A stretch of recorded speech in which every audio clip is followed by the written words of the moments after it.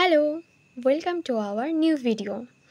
শুরুতেই সবার কাছে একটা জিনিস রিকোয়েস্ট করব, যেহেতু এটা আমার প্রথম ভিডিও, তো please subscribe and bell icon click করে রাখবে, যাতে আমার প্রত্যেকটা ভিডিও আর আমার ক্রাফটের নতুন নতুন কাজগুলো সবার প্রথমে তোমাদের কাছে পৌঁছে যায়।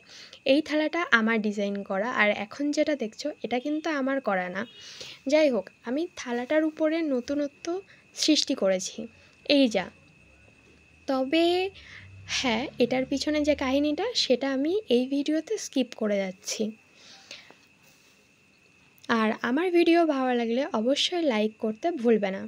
এবার আসি পুরো ডিটেলসটাতে, আমি কী ইউজ করেছি আর কিভাবে এর উপরে খাওয়া যাবে, পুরো ডিটেলসটাই এই ভিডিওটাতে আমি তোমাদের সঙ্গে শেয়ার করতে চলেছি।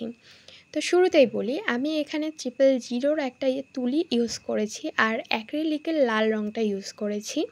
অনেকেই বলতে পারো যে এটার উপরে তো রং করা হচ্ছে, এটা তো পিওর মাটির উপর, মানে আমরা খাচ্ছি না।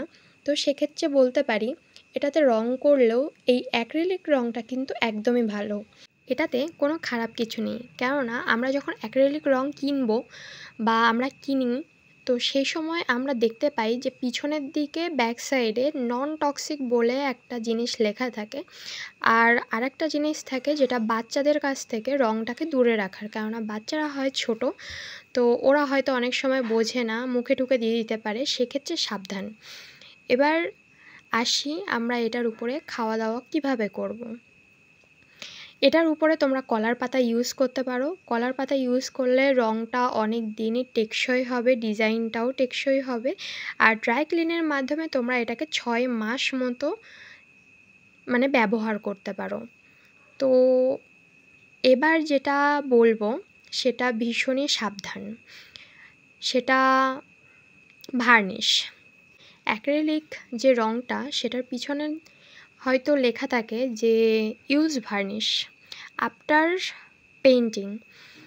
তো আমি এখানে এটা সাজেস্ট করব বা প্রেফার করব বা রিকোয়েস্টও বলতে পারো, সেটা যে ভার্নিশটা তোমরা অ্যাভয়েড করো। কেননা ভার্নিশটা আমাদের স্বাস্থ্যের জন্য একদমই ক্ষতিকারক, সেটা একদমই ভালো না। তো ওটাকে এড়িয়ে যাওয়াই শ্রেয়।